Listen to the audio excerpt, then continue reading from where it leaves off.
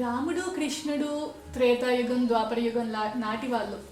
మరి కలియుగంలో ఏవైనా ఉదాహరణలు చెప్తారా? తప్పకుండా.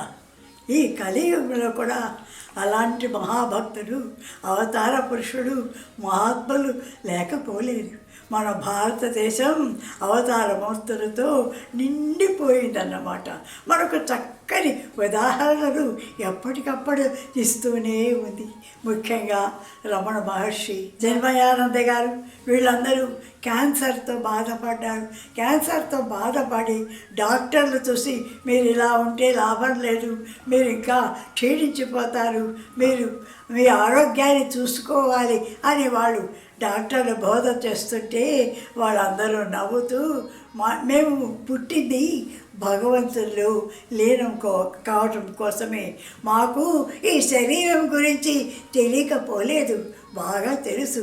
ఈ శరీరం ఏమున్నా ప్రపంచికంగానే కానీ ఆధ్యాత్మికంగా మేము భగవంతుల్లో లీనం కాబట్టి ఇవన్నీ మాకు బాధలు అని అనిపించటం లేదు.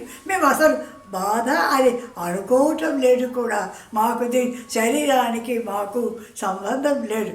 మా యొక్క ధ్యేయం అంతా భగవంతుని చేరపోవటమే కాబట్టి మాకు ఇదంతా ఎంత మాత్రం గొప్ప కాదు, ఘనత కాదంటూ చక్కగా బోధ చేశారు. కాబట్టి ఆ యుగంలోనే కాక ఈ యుగంలో కూడా ఇంకా ఎంతోమంది మహాత్ములు శరీర త్యాగాన్ని చేసి భగవంతుని కోసం వారి యొక్క జీవితాలను ధన్యం చేసుకుంటున్నారని చెప్పడానికి ఎంతైనా గర్విస్తున్నాను.